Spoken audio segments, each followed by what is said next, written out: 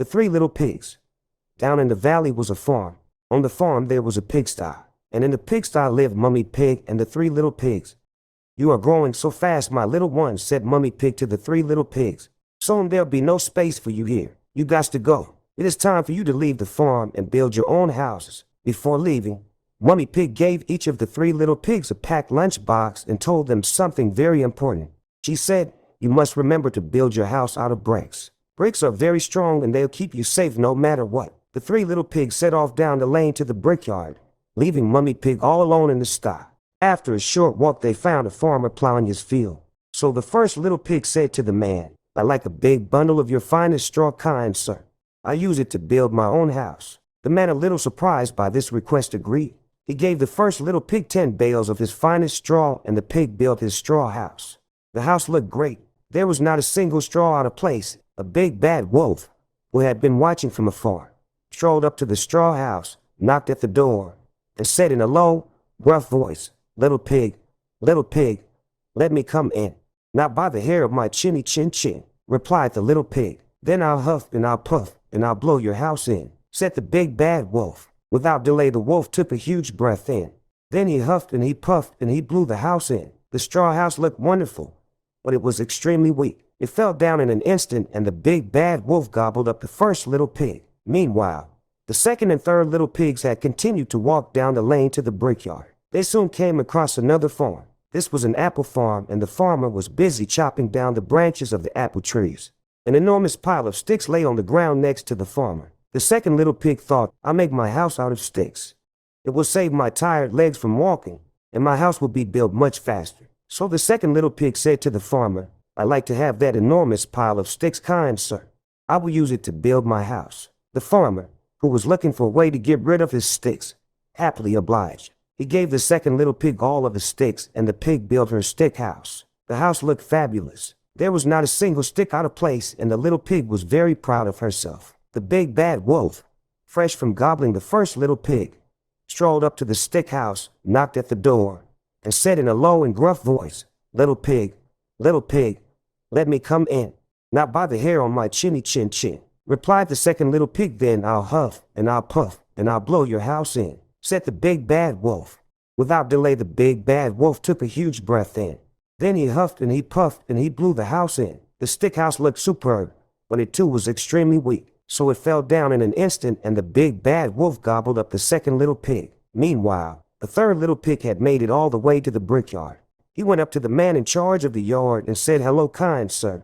I would like a large pile of your bricks to build my house." The man, as it turned out, was extremely generous and happily agreed.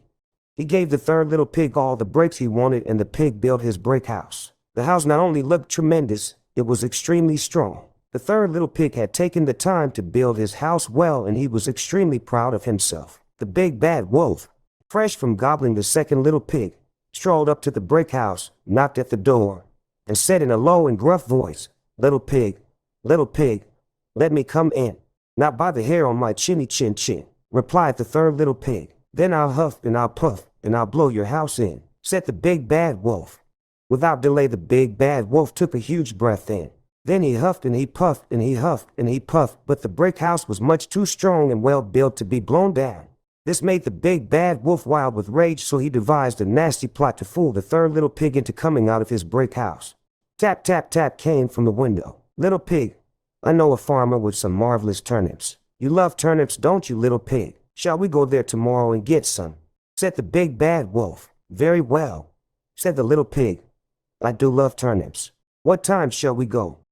"Let's say 7 o'clock sharp," said the big bad wolf. "And don't be late." The third little pig may have been little, but he wasn't stupid. After all, he was the little pig that made his house from strong bricks, as his mother had wisely proposed. So the little pig got up early, filled a sack full of turnips, and was back in his house long before 7 o'clock. When the wolf arrived, he said, "Little pig, are you ready to go?"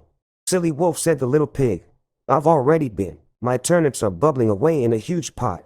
The wolf was incensed. He was so angry he felt sure he could have exploded, but he suddenly had a thought and pulled himself together. "Little pig," he said, "I know a place where there is a wonderful apple tree. You love apples, don't you, little pig?" "Oh yes, I do," said the pig. "What is this wonderful tree you speak of?" "Just over the hill," said the wolf. "I'll be back here at 6 o'clock tomorrow and we can go together to get the apples. So you had better not deceive me this time, little pig." The little pig woke at 5 the following morning and went over the hill to the big apple tree. He had hoped to help himself before the wolf turned up, but the wolf was too smart for that.